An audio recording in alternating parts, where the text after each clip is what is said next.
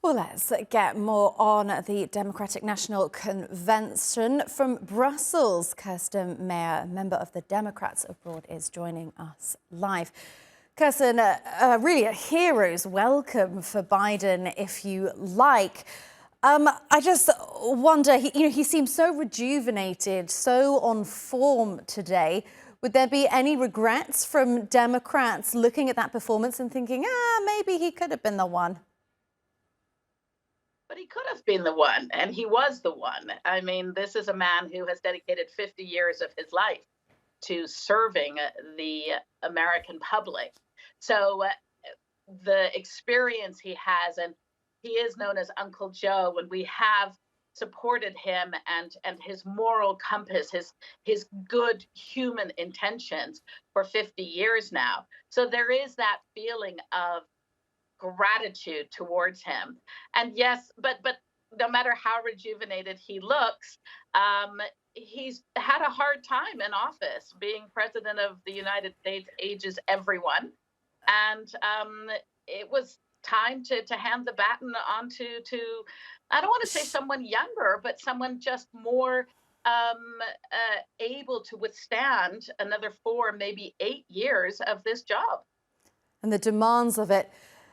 I wonder how you assess his presidency then in a bit more detail. His daughter there called him perhaps one of the most consequential presidents ever. I wonder if you'd go that far. How do you assess his 4 years? Obviously, he's not gone yet. Um, it's been remarkable. It's absolutely been remarkable. I think the rest of the world, maybe you don't underestimate it, but you cannot underestimate, especially for Democrats, but actually for the entire country, what 4 years of a Trump presidency did for our country. So to have an elder statesman, someone respected, someone who believes in the rule of the law and who has almost never put a foot wrong in 50 years of public service, for them to come in and just calm down the situation, to improve the lives of the average American, to get the country back after the COVID epidemic, to not just to make big changes in policies and in economic indicators, but also lots of small policies for the average American to get insulin prices down, to have it's been is he one of the most influential? I would leave that to the experts. There will be many, many books written about the presidency, the Joe Biden presidency. For me, he has been a wonderful, wonderful president in the sense that he has brought me personally back to a feeling of pride in my country. One problem that I think has been levelled at the Biden or the then Biden, but also the Harris campaign is this difficulty in communicating what the Democrats see as economic successes and that feeling that people have on the streets that they just feel worse off. And so when you're saying, hey, the economy is doing well, they frankly don't believe it. How can they fix that? It's been a longstanding joke for the members of the Democratic Party that we are terrible at communicating successes.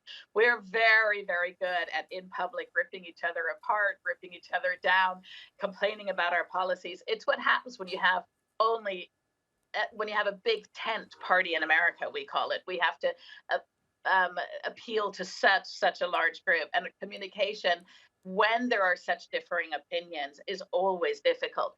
But yes, it is true. I mean, it's not just post COVID and it's not just globalism. There is a definite sense in America that prices have gone up and life has become more difficult.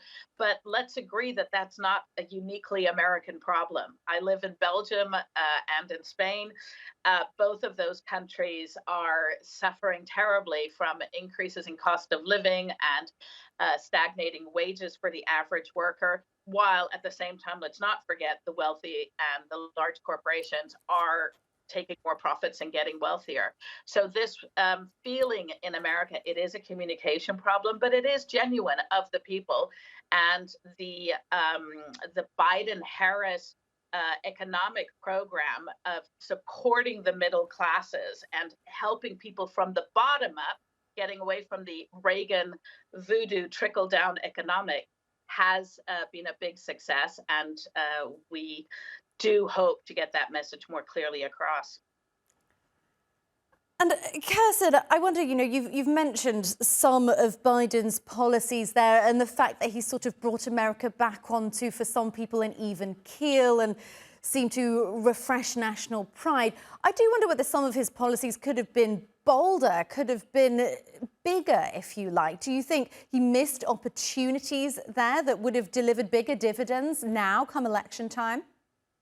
Oh, of course. I mean, all of us have regrets in our life, and we wish we'd gone bigger and bolder at some point. Please don't forget that. So what could he have done bigger and bolder then? What should he have done? Well, this is the problem.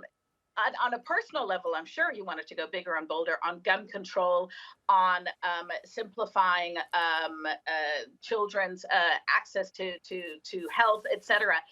Don't forget, this is a political situation, and as in every political system, there are people blocking you. Therefore, for example, the big one, of course, is that he really did, as every president for the last 50 years has tried to figure out how to how to come up with a better system on the American border with Mexico. And there was a system in play. There was a proposal. It was agreed by both the Democrats and the Republicans. It wasn't as bold. It was a compromise, as so many things are. Joe Biden is famous for known as reaching across the aisle to find compromises with Republicans. And in this case, at the very last minute, Donald Trump asked the Republicans in Congress to block this fairly standard but moving in the right direction proposal for border control, because he wanted this to remain a topic during the elections. So the things that Biden could have done and could have moved forward, unfortunately, in a political system where there's always someone trying to trip you up, it simply wasn't possible.